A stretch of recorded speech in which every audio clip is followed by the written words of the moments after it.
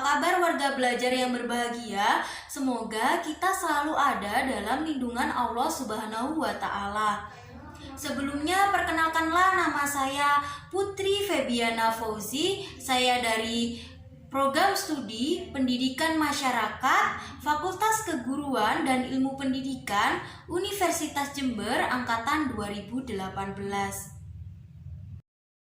Sebelum kita mengawali pembelajaran pada hari ini, alangkah baiknya kita berdoa terlebih dahulu. Berdoa menurut keyakinan masing-masing, berdoa dimulai. Berdoa selesai. Dalam kali ini saya akan memberikan video pembelajaran paket C yang setara dengan sekolah menengah atas mata pelajaran sosiologi kelas 11. Pada kali ini saya akan membahas mengenai materi interaksi sosial. Tujuan dari pembelajaran kali ini diharapkan warga belajar dapat memahami dan menjelaskan mengenai pengertian interaksi sosial, jenis-jenis interaksi sosial, syarat-syarat yang ada dalam interaksi sosial, dan ciri-ciri interaksi sosial. Kenapa interaksi sosial memiliki peranan yang sangat penting? Karena jika tidak ada interaksi sosial, maka kita tidak akan ada kehidupan bersama, berkelompok, maupun bermasyarakat. Jadi, apa sih pengertian interaksi sosial? Interaksi sosial merupakan hubungan timbal balik antara individu dengan individu, individu dengan kelompok, kelompok dengan kelompok.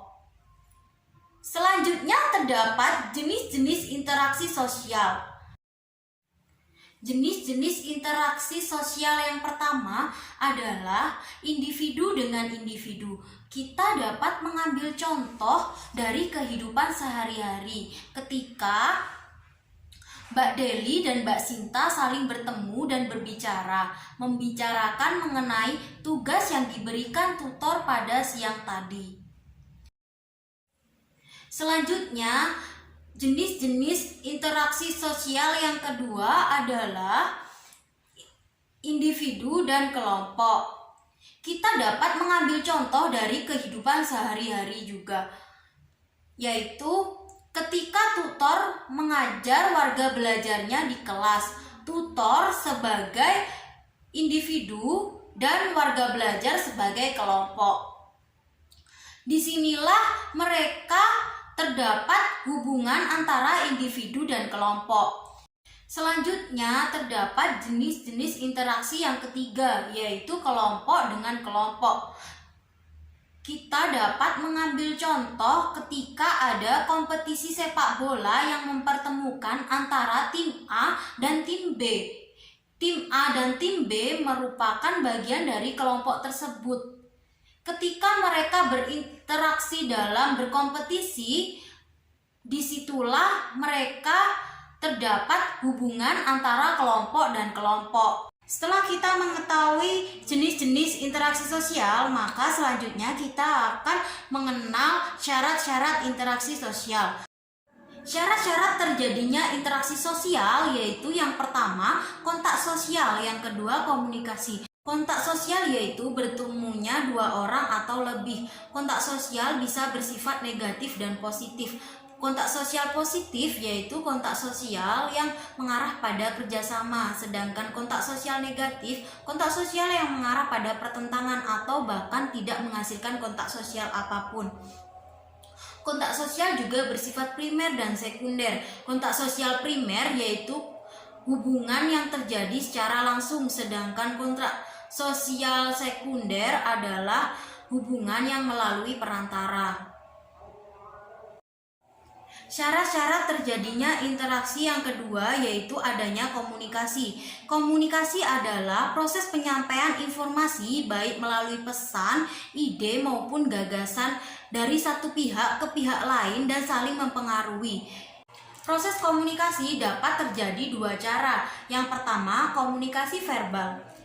Komunikasi verbal, bentuk komunikasi yang melalui lisan dan tulisan. Yang kedua, komunikasi nonverbal. Jadi bentuk komunikasi yang melalui simbol-simbol. Selanjutnya, setelah kita mengetahui syarat-syarat terjadinya interaksi, kita akan mengenal ciri-ciri interaksi sosial. Yang pertama, jumlah pelaku lebih dari satu. Yang kedua, adanya kontak atau komunikasi tersebut. Yang ketiga, adanya tujuan yang hendak dicapai. Baik. Interaksi sosial dapat pula didorong oleh faktor-faktor yang bersifat psikologis yang berasal dari dalam pihak-pihak yang menjalin hubungan. Adapun faktor-faktor tersebut antara lain yaitu imitasi, sugesti, identifikasi, simpati, dan empati. Faktor interaksi sosial yang pertama adalah imitasi. Faktor imitasi mempunyai peranan yang sangat penting dalam proses interaksi sosial. Faktor imitasi ini terdapat dua sisi, yaitu sisi positif dan sisi negatif.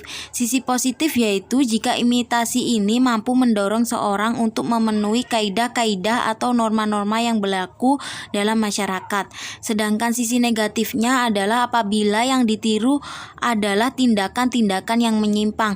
Contohnya, seorang anak perempuan bermain masak-masakan dengan peralatan masak mainan karena melihat ibunya memasak di dapur.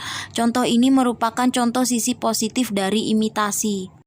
Faktor yang kedua adalah sugesti. Sugesti berlangsung apabila pihak pemberi sugesti atau orang yang berwibawa memberi sesuatu pandangan atau sesuatu sikap yang berasal dari dirinya yang kemudian diterima oleh pihak lain.